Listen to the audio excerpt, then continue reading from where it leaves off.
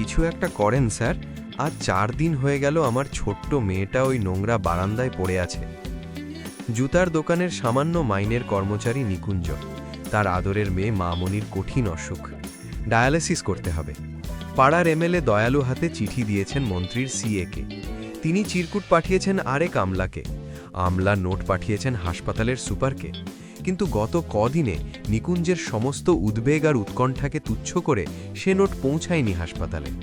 Note গেলে বিনা খরচে মামনির ডায়ালিসিস করা হবে।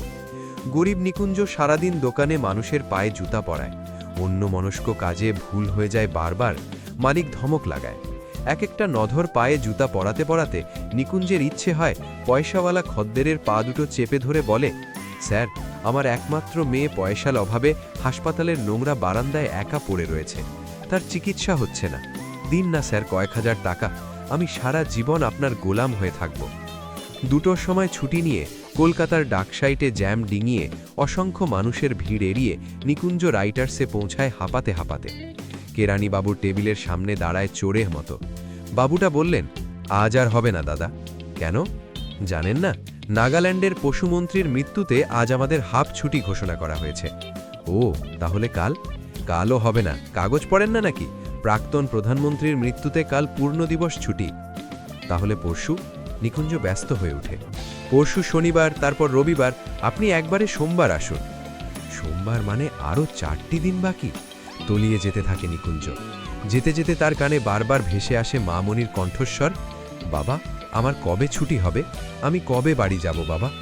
হঠাৎ নিকুঞ্জর মাথায় যেন আগুন জ্বলে ওঠে। দুর্বল, অভুক্ত, শীর্ণ শরীরে হঠাৎই যেন জ্বলে উঠে ভয়ঙ্কর তেজ। রাইটার্সের বারান্দা দিয়ে ছুটতে থাকে নিকুঞ্জ। আর ছুটতে ছুটতে সোজা গিয়ে নিকুঞ্জ ঢুকে ডালহাউজি পাড়ার প্রাচীন এক বন্দুকের দোকানে। আগুন জ্বলছে তখন নিকুঞ্জর মাথায়।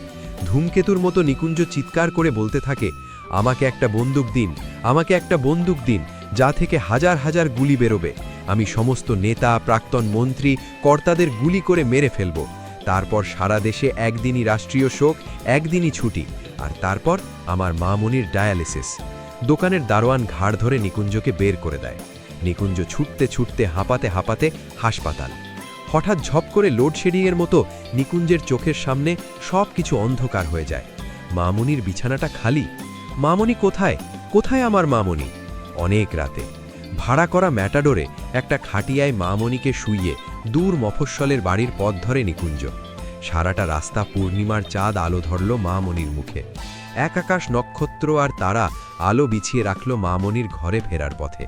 আর নিকুঞ্জ শুনতে পেল নক্ষত্র, চাঁদ, তারা সবাই বলছে, আমাদের ছুটি নেই নিকুঞ্জ, আমরা আলো জেলে রেখেছি, তোমার মামনির জন্য আমরা আলো জেলে রেখেছি। ভোরের আলো তখন সবে ফুটছে। ম্যাটাডোর ভ্যান এসে থামল নিকুঞ্জর ভাঙা বাড়ির দরজায়। নিকুঞ্জের বউ পাগলের মতো ছুটে এলো, এনেছো? আমার মেয়েকে এনেছো?